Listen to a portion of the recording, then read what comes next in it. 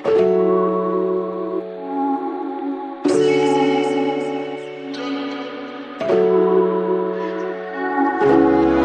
saya akan mereview jurnal dari Riri Novitasari yang berjudul Uji Kualitas Air Minum Isi Ulang di Sekitar Kampus UIN Raden Fatah Palembang.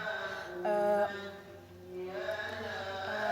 Seperti yang kita ketahui, air merupakan materi penting dalam kehidupan. Semua makhluk hidup membutuhkan air, misalnya sel hidup, baik hewan maupun tumbuhan. Sebagian besar tersusun oleh air, yaitu lebih dari 75% isi sel tumbuhan atau lebih dari 67% isi sel hewan. Dari sejumlah 40 juta mil kubik air yang berada di permukaan dan di dalam tanah, ternyata tidak lebih dari 0,5% yang secara langsung dapat digunakan untuk kepentingan manusia.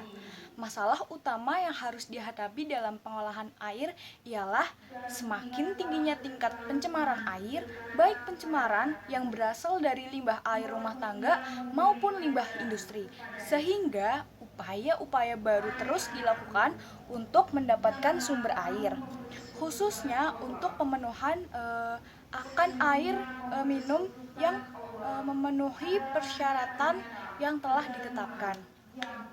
Dalam pengelolaannya, air minum isi ulang rentan terhadap kontaminasi dari berbagai mikroorganisme, terutama bakteri coliform.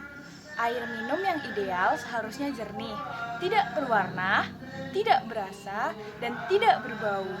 Bukan hanya industri air minum dalam kemasan, industri air minum isi ulang juga tumbuh pesat dan merupakan salah satu alternatif terhadap suplai air minum di kota-kota besar dan dengan harga yang terjangkau. Di sisi lain, perkembangan air minum isi ulang berpotensi menimbulkan dampak negatif terhadap kesehatan bila tidak ada regulasi yang efektif. Proses pengolahan air minum pada prinsipnya itu harus mampu menghilangkan semua jenis polutan, baik pencemaran fisik, kimia, maupun mikrobiologis. Lalu di Universitas Islam Indonesia Raden Fatah Palembang ini air minumnya terus meningkat yang tidak diimbangi dengan ketersediaan air bersih yang ada. Salah satu penyebabnya adalah sedikitnya tempat yang memiliki sumber air untuk diolah menjadi air minum. Air minum isi ulang adalah jawaban masyarakat di sekitar kampus UIN Raden Fatah ini sebagai salah satu sumber pemenuhan kebutuhan air minum. Selain itu, air minum isi ulang dirasa murah dan praktis. Meningkatnya permintaan masyarakat di sekitar kampus UIN Raden Fatah akan air minum isi ulang ini karena harganya yang murah dan praktis menjadikan banyaknya usaha depot air minum isi ulang yang bermunculan. Menurut Merpaung dan Bowo, air minum isi ulang memang dapat dijadikan salah satu solusi untuk memenuhi kebutuhan air minum. Akan tetapi, dikarenakan belum adanya standarisasi dalam peraturan untuk proses pengolahan air, maka kualitas air minum isi ulang tidak dapat menjamin bahwa air yang diproduksinya sesuai dengan kualitas standar air minum. Indikator bakteri coliform merupakan polusi kotoran akibat kondisi sanitasi yang buruk terhadap air dan makanan. Menurut Darmawan, coliform merupakan bakteri yang memiliki habitat normal di usus manusia dan juga hewan. Bakteri coliform adalah bakteri indikator yang keberadaannya itu bakteri indikator keberadaan bakteri patogenik lain. Lebih tepatnya, bakteri coliform fekal adalah bakteri indikator adanya pencemaran dikarenakan jumlah koloninya pasti berkorelasi positif dengan keberadaan bakteri patogen. Selain itu, mendeteksi coliform jauh lebih murah, cepat, dan sederhana daripada mendeteksi bakteri patogen yang lainnya. Menurut Suryaman, Bakteri kelompok coliform meliputi semua bakteri berbentuk batang, gram negatif, tidak membentuk spora, dan dapat memfermentasikan laktosa dengan memproduksi gas dan asam pada suhu 30 derajat Celcius dalam waktu kurang dari 48 jam. Adapun bakteri Escherichia coli selain memiliki karakteristik seperti bakteri coliform ini, pada umumnya juga dapat menghasilkan senyawa indol di dalam air peptol yang mengandung asam amino triptofan, serta tidak dapat menggunakan natrium sitrat sebagai satu-satunya sumber karbon. Escherichia coli ini adalah bakteri yang banyak ditemukan di dalam usus besar manusia sebagai flora normal. Lalu air yang harus diminum itu seperti apa sih? Jadi air yang harus diminum adalah air yang sehat yang harus memenuhi persyaratan bakteriologi, kimia radioaktif, dan fisik berdasarkan Kemenkes. Pemeriksaan MPN dilakukan untuk pemeriksaan kualitas air minum, air bersih, air badan, air pemandian umum, air kolam, dan pemeriksaan angka kuman pada air PDAM. Pemeriksaan pada tes pendahuluan dengan menginokulasi pada media laktose board dilihat ada tidaknya pembentukan gas dalam tabung Durham setelah diinkubasi selama 24-48 jam pada suhu 35 derajat Celcius sampai 37 derajat Celcius. Bila terdapat pembentukan gas tabung dalam gas tabung Durham, maka tes air minum menurut Kemenkes RI nomor 907 Menkes SK 7/2002. Adapun alat dan bahan yang digunakan untuk penelitian itu ada, yang pertama ada tabung reaksi, yang kedua ada tabung Durham, lalu pipet ukur, bunsen, cawan Petri, gelas ukur, jarum Aus, rak tabung reaksi, kertas label, Erlenmeyer, dan inkubator.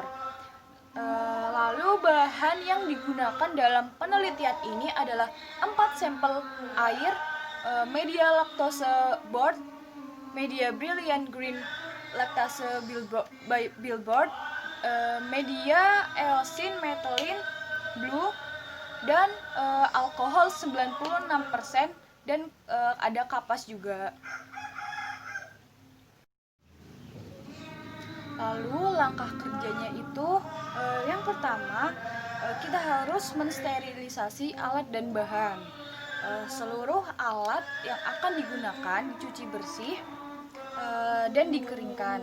Tabung reaksi, gelas ukur, dan Erlenmeyer ditutup mulutnya dengan kapas.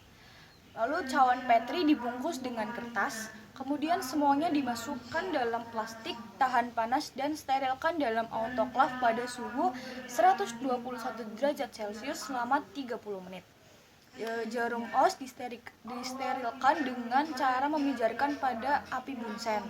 Seluruh media pembenihan disterilkan dengan autoklav pada suhu 121 derajat Celcius selama 15 menit.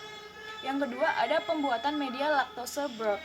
Yang ketiga ada pembuatan media brilliant green laktose billboard.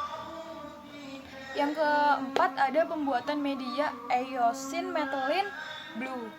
Yang kelima ada pengambilan sampel. Yang keenam ada uji praduga. Uji praduga ini digunakan untuk mengetahui ada atau tidaknya bakteri coliform dalam air isi ulang. Sampel difermentasikan pada media laktose broth. Hasil positif menunjukkan adanya gelembung gas yang dihasilkan pada tabung Durham. Gelembung gas yang dihasilkan dari aktivitas bakteri coliform yang memfermentasikan laktosa sebagai sumber karbohidratnya dan menghasilkan gas sebagai produk akhirnya. Lalu uji selanjutnya adalah uji penegasan. tabung yang menunjukkan hasil positif diuji lebih lanjut dengan uji penegasan menggunakan media selektif Brilliant Green Lactose Billboard atau BGLB. Uji ini dilakukan untuk membuktikan adanya bakteri coliform fekal pada sampel air dengan cara membedakan adanya gelembung atau tidak adanya gelembung. Gelembung udara yang dihasilkan pada tabung Durham disebabkan oleh adanya aktivitas respirasi mikroorganisme yang berupa gelembung gas. Tabung yang dinyatakan positif bila di dalam tabung Durham terbentuk gas dan dinyatakan negatif apabila tidak ada gelembung. Uji selanjutnya adalah uji penguat. Uji penguat untuk mengetahui adanya bakteri Escherichia coli pada sampel dengan menggunakan media agar Eosin methylene blue. Uji ini dinyatakan positif apabila pada cawan Petri ditemukan koloni yang berwarna hijau metalik. Hasil uji ini memperlihatkan bahwa bakteri yang tumbuh pada media EMB ini berwarna hijau metalik.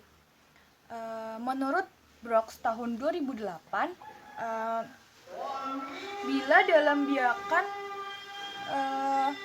media EMB terdapat bakteri Escherichia coli, maka asam yang dihasilkan dari fermentasi akan menghasilkan warna koloni yang spesifik untuk bakteri Escherichia coli, yaitu koloni yang berwarna hijau dengan kilap logam. Lalu selanjutnya adalah perhitungan bakteri coliform dan Escherichia coli.